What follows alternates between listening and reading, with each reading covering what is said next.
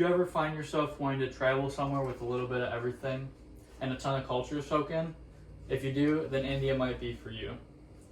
India is actually one of the most densely populated and diverse places in the whole world.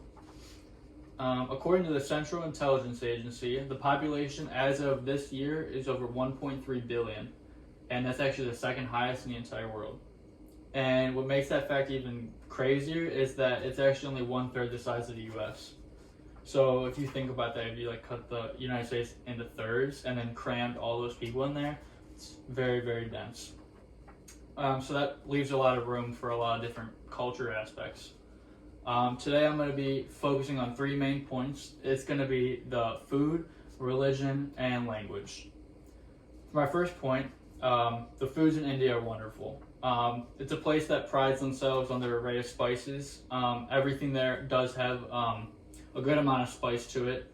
They use local herbs such as chilies, coriander, mustard seeds, and fennel, and tons more. And all of those are actually very overpowering spices. And it's crazy that they use all of them in the same dish sometimes. Like I said, most of those dishes do have a lot of spice to them. So if someone from the West is, eating something that might be mild to them, it could be really spicy to us if you ever had local Indian food. And I got this from Masterclass, and it says, traditional Indian food is built from the same flavor foundations. However, dishes may vary widely between North India and South India cuisine. And Masterclass is a cooking website run by some of the most world-renowned chefs. And I did find some recipes as well from that website. Dishes such as the chana masala, which is a chickpea stew. Also using some of that coriander and mustard seed, like I said before. And tikka masala, which most Western people do know about. It's like chicken masala or chicken tikka masala. So again, very spicy, using curry. And now talking about that curry, many types of meats and fish do get tossed in that. And it's a traditional Indian sauce made with some of the local herbs that I talked about earlier. And my last dish I'm going to go over is kofta, which is an Indian take on a meatball. It's made usually with lamb. That's another meat that a lot of Indian dishes do involve. So with all these dishes, it kind of goes to show that cooking is a staple of the Indian tradition. And cooking for family is something that a majority of the country does on a daily basis. For my second point, there's a ton of languages spoken in India. There are many recognized languages in India, but none more so than Hindi. There are over 20 different languages, but Hindi does rule the majority when it comes to how many people speak it. Over 400 million people speak Hindi as their first language in India. That makes up about almost 50% of the population there. And their written language has evolved from a form of Sanskrit. Sanskrit, as you know, is a written language from the Middle East, places like Iran, Iraq, and Afghanistan. It's a very, very old written language, thousands of years old. It evolved due to many different countries coming in and out of India during times of invasion or times of mass immigration. So it kind of gets blended with a lot of different European and Middle Eastern languages. And actually almost 95% of the people who do speak Hindi are found in India.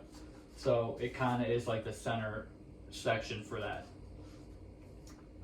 My third point is going to be on how religion is a major aspect of Indian culture.